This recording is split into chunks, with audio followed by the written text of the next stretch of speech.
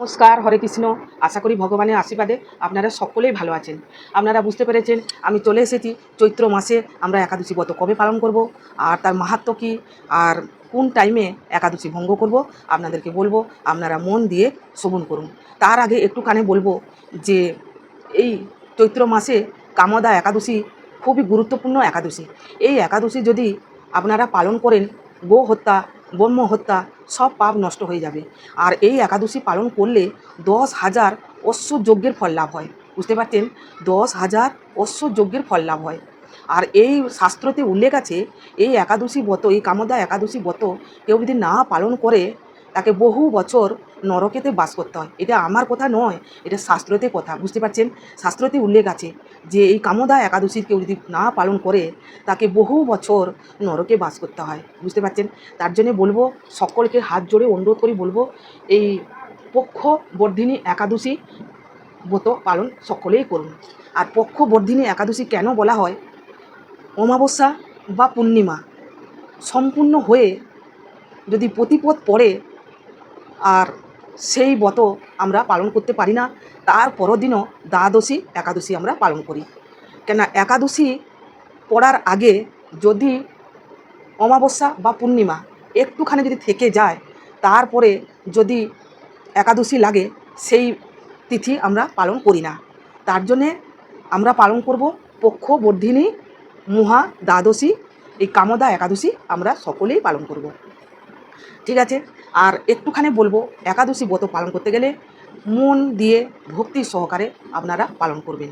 আর এই একাদশী ব্রত পালন করতে গেলে ভগবান শ্রী হরিকে যার যেরকম ক্ষমতা অনুযায়ী যেরকম পারবেন সুস্বাদু ফল, বিভিন্ন সুগন্ধ ফুল, তারপরে তুলসী পত্র।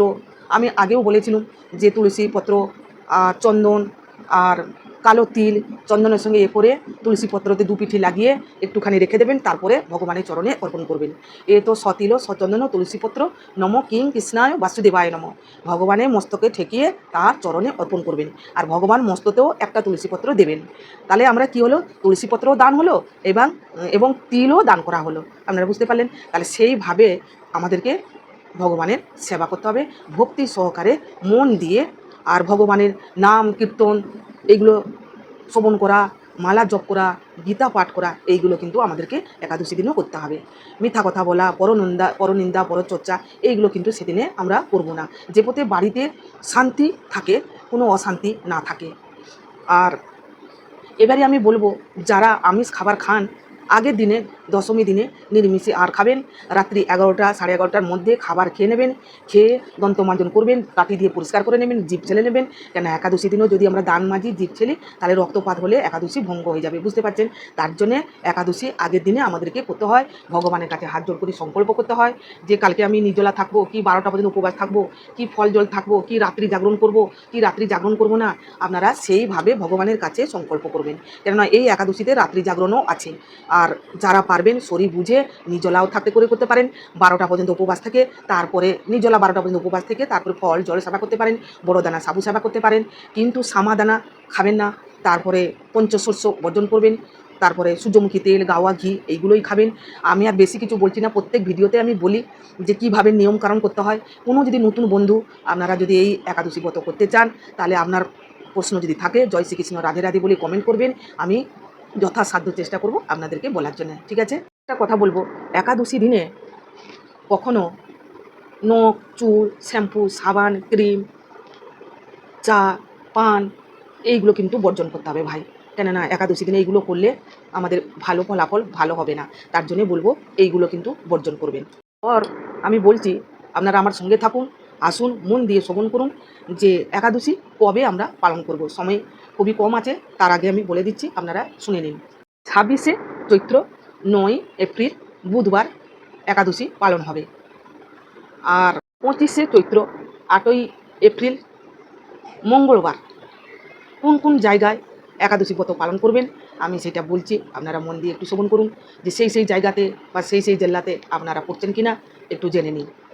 আর একবার বলছি, 26শে চৈত্র আর 8ই এপ্রিল মঙ্গলবার কোন দিল্লি, চেন্নাই, কলম্বো, নাগপুর, হায়দ্রাবাদ, বৃন্দাবন, বেঙ্গালোর, ত্রিবঙ্গম, উদমপুর, মুম্বাই আর আমিদাবাদ, এই জেলাগুলো আপনারা কামদা একাদশী ব্রত পালন করবেন 8ই এপ্রিল আর 25শে চৈত্র মঙ্গলবার পালন করবেন। আর যারা 9 এপ্রিল 26শে চৈত্র বুধবার কামদা একাদশী ব্রত পালন করবেন, আর তার পরের দিনও দ্বাদশী যে একাদশী ভঙ্গ করবেন তার টাইমটা বলছি, মন দিয়ে শ্রবণ করুন। 10ই এপ্রিল 23শে চৈত্র 8টা 20 থেকে 9টা 32-এর মধ্যে একাদশী ভঙ্গ করবেন। আপনারা জানেন ব্রহ্ম মুহূর্তে উঠে গঙ্গা গঙ্গা 3বার বলে স্নান করবেন। তারপরে ভগবানকে দীপ, প্রদীপ, পুষ্প নিবেদন করবেন। যার যেরকম ক্ষমতা অনুযায়ী সুস্বাদু ফল, যেই ফলগুলো আপনারা কিনবেন একাদশীতে সেবা করবেন, সেই ফলগুলো সুন্দরভাবে ধুয়ে থালাতে সাজিয়ে ভগবানকে নিবেদন করবেন। হ্যাঁ, এ তো পঞ্চফলং হৃদং রাধে কৃষ্ণায় নমঃ, এ তো পঞ্চফলং হৃদং রাধে কৃষ্ণায় নমঃ, এ তো জলপানীয় হৃদং রাধে কৃষ্ণায় নমঃ, এইভাবে ভগবানকে নিবেদন করবেন। যারা কিছু পারবেন না, পুজোতে ত্রুটি হয়ে গেছে, কি আমরা মন্ত্র জানি না, মহামন্ত্র বীজ মন্ত্র এইটাই বলবেন পুজোর শেষে, যে হে গোবিন্দ, হে রাধা মাধব, আমি কোনো মন্ত্র জানি না, আমার বিদ্যা নেই, আমার বুদ্ধি নেই, তাই আমি যেমনই পারছি তোমার সেবা করছি, তুমি গ্রহণ করো, তুমি সেবা করো। হরে কৃষ্ণ কৃষ্ণ কৃষ্ণ হরে হরে, হরে রাম রাম রাম হরে হরে, এই বীজ মন্ত্র বলতে বলতে ভগবানের সেবা করবেন। পুজোর শেষে 8বার হোক 11বার হোক জপ করবেন, যে পুজোর জন্য কোনো ত্রুটি হয়ে থাকে আমাকে অপরাধ ক্ষমা করুন প্রভু। ভগবান অন্তর্যামিনী সবই জানেন। এই মাসে পক্ষবর্ধিনী মহা দ্বাদশী একাদশী পালন করা হয়, সেটা খুবই গুরুত্বপূর্ণ। তাই সেই মাস অনুযায়ী শ্রীহরির নাম পুজো করতে হয়। সেই মাস অনুযায়ী শ্রীহরি প্রভু জগন্নাথের পুজো করবেন। প্রভু জগন্নাথ জগতের উনি হচ্ছেন পালন করেন। প্রভু জগন্নাথ জগতের নাথ, ওনারও পুজো করবেন। উনি হচ্ছেন জগৎ পালন, তাই ওনার চোখটা গোল, উনি সদাই সবাইকে এক চোখে দেখেন। তাই যে যেরকম পারবেন সুস্বাদু ফল দিয়ে, সুগন্ধ পুষ্প দিয়ে, একটা ঘিয়ের প্রদীপ দিয়ে ভগবানের সেবা করবেন। মানে একাদশী দিনে একটা ঘিয়ের প্রদীপ দেওয়াটা ভালো। ভগবানের ডাঁ দিকে ঘিয়ের প্রদীপ দেবেন, বাঁ দিকে তেলের প্রদীপ দেবেন, তাহলে খুবই ভালো হবে। আর যে যেরকম পারবেন ক্ষমতা অনুযায়ী সেইভাবে ভগবানকে নিবেদন করবেন। যুধিষ্ঠির মহারাজ ভগবান শ্রীকৃষ্ণকে জিজ্ঞাসা করেছিলেন যে এই চৈত্র মাসে একাদশীর নাম কি, তার মাহাত্ম্য কি, কৃপা করে বলুন। যুধিষ্ঠির মহারাজ কি বললেন, হে বাসুদেব, আপনি দয়া করে এই চৈত্র মাসে একাদশীর নাম কি, তার মাহাত্ম্য কি, আর করলে তার ফলাফল কি হয়, আপনি দয়া করে আমাকে বলুন। ভগবান শ্রীকৃষ্ণ অতি আনন্দ সহকারে বললেন, হে যুধিষ্ঠির মহারাজ, আপনার মতন পূর্বে বৈশিষ্ট্য মুনিকে রাজা দিলীপ কুমার কৌতূহল করেছিলেন যে এই চৈত্র মাসে একাদশীর মাহাত্ম্য শ্রবণ করার জন্য। তাই যুধিষ্ঠির মহারাজ যে জিজ্ঞাসা করেছিলেন, তাই ভগবান শ্রীকৃষ্ণ বলছেন যে আপনার মতন পূর্বে রাজা দিলীপ কুমার বৈশিষ্ট্য মুনিকে জিজ্ঞাসা করেছিলেন। তা বৈশিষ্ট্য মুনি কী বললেন, সেই কথাগুলো ভগবান যুধিষ্ঠির মহারাজকে বললেন। আর কি বললেন যুধিষ্ঠির মহারাজকে, যে হে রাজন, মন দিয়ে শ্রবণ করুন, এ এক পৌরাণিক কাহিনী আপনাকে আমি শোনাবো। বৈশিষ্ট্য মুনি দিলীপ কুমারকে বললেন, হে রাজন, এই চৈত্র মাসে শুক্লপক্ষে কামদা একাদশী নামে পরিচিত এই একাদশীর মাহাত্ম্য বরাহ পুরাণে উল্লেখ করা আছে। মহর্ষি বৈশিষ্ট্য মুনি রাজা দিলীপ কুমারকে বললেন যে আমি এক বিচিত্র কাহিনী বলছি। পূর্বে নাগপুর স্বর্ণগৃহ ছিল, সেইখানে বিষধর নাগরা বাস করতেন। আর সেই নাগেদের মধ্যে একজন ছিলেন পুণ্ডরী। নাগেদের মধ্যে একজন ছিলেন রাজা, তার নাম পুণ্ডরী। আর সেইখানে অপ্সরা, গন্ধর্ব, কিন্ন এরা সেইখানে বাস করত, আর পুণ্ডরীকে সেবা করত, আর অতি আনন্দেতে ওনারা সেখানে বাস করতেন। এইবারই সেইখানে একদিন ললিত আর ললিতা, এরা দুজনে স্বামী স্ত্রী। দেখতে ওনাদেরকে খুবই অপূর্ব সুন্দর। তার কুণ্ডরী বলেছেন গান করতে, তা ললিত এসেছে, ললিতা আসেনি, তার গৃহতে আছে। তা ললিত গান করতে করতে তার স্ত্রী কথা মনে পড়ে যায়। তখন গানের ছন্দ তাল সব কিছু কেটে যায়। নাম কর্কট বলে একজনের তার নাম। সে গিয়ে কুণ্ডরী রাজাকে গিয়ে বলে দেয়, দেখুন মহারাজ, ললিত গানেতে মন নেই, তার স্ত্রীর প্রতি মন চলে গেছে। তখন মহারাজ দেখে বললেন, হে ললিত, তুমি এতটা কাম অত্যাচারী, তুমি সব কিছু লণ্ডভণ্ড করেছ। কুণ্ডরী খুব রেগে ওনাকে অভিশাপ দিলেন, ললিতকে অভিশাপ দিলেন যে তুমি এই মুহূর্তে পিশাচ হয়ে যাও, আর এই রাজবাড়ি থেকে তুমি দূর হয়ে যাও। তখন ললিত সঙ্গে সঙ্গে বিশাল বড় 8 ডজন বড় লম্বা আগুনের মতন গোলা চোখ পিশাচ হয়ে যায়। গভীর জঙ্গলে গিয়ে পশু হত্যা, মানুষের হত্যা করে সেইগুলো খেতে থাকে। ললিতা খবর পেয়ে খুবই কান্নাকাটি করতে থাকে। স্বামীর সঙ্গী সে ছাড়েনি। ললিত একদিন কী করলো, স্বামীকে কিভাবে উদ্ধার করবে, সে গভীর জঙ্গলে প্রবেশ করলো। বিন্দু পর্বত কাছে এক আশ্রম ছিল, সেইখানে সিংহ মুনি সেইখানে বাস করতে। তা ললিতা গিয়ে সেইখানে উপস্থিত হয়।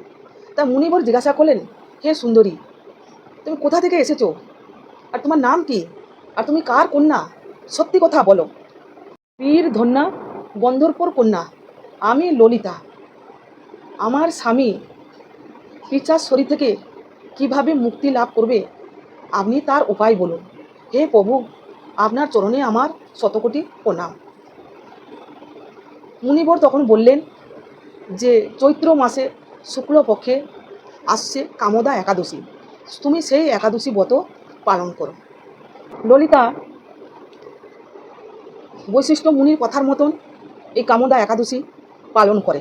তার পরের দিনে ভগবান বাসুদেবের সামনে এক ব্রাহ্মণকে রেখে তার স্বামীর মুক্তি পাওয়ার জন্যে যে কামদা একাদশী ব্রত যে করেছিল তার পুণ্য ফল দান করল।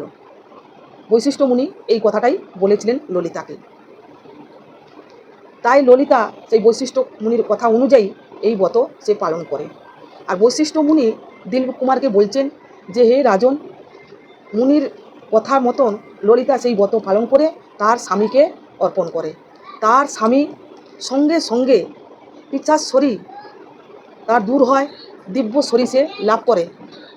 তারপরে ললিত ফিরে আসে ললিতার কাছে। তারা দুজনে সুখে শান্তিতে বাস করে, আর তারা আবার পুণ্ডরীর কাছে ওনারা ফিরে গেলেন, সেইখানে সুখে আনন্দেতে বাস করতে আবার লাগলেন। এরপর বৈশিষ্ট্য মুনি বললেন, হে রাজন, এইভাবে মন যোগ দিয়ে যারা এই কামদা একাদশী ব্রত পালন করে তার বর্ম হত্যা, গো হত্যা, সমস্ত পাপ তার দূর হয়। আর এই একাদশীর মাহাত্ম্য যে শ্রবণ করে, যে পাঠ করে, তার বাজপেয়ী যজ্ঞের ফল লাভ হয়। এতক্ষণ বৈশিষ্ট্য মুনি বললেন রাজা দিলীপ কুমারকে, আর সেই কথাগুলো ভগবান শ্রীকৃষ্ণ যুধিষ্ঠির মহারাজকেও শোনালেন। তাই এইখানে এই একাদশীর মাহাত্ম্য আমি শেষ করছি। আপনারা ভালো থাকুন, সুস্থ থাকুন, ভগবান আপনাদের পরিবারে মঙ্গল করুন। আর কারো যদি কোনো প্রশ্ন থাকে, জয় শ্রীকৃষ্ণ, রাধে রাধে বলে কমেন্ট করবেন। আর আত্মীয় স্বজন বন্ধু বান্ধব তাদেরকে ভিডিও শেয়ার করবেন। ভিডিও যদি ভালো লাগে লাইক করবেন। নতুন নতুন ভিডিও পাওয়ার সুযোগ পাবেন, তার জন্যে সাবস্ক্রাইবটা করতে হবে। যাই হোক, আমি এইখানে শেষ করছি, পরে ভিডিওতে আবার দেখা হবে। জয় শ্রীকৃষ্ণ, রাধে রাধে, নমস্কার, হরে কৃষ্ণ।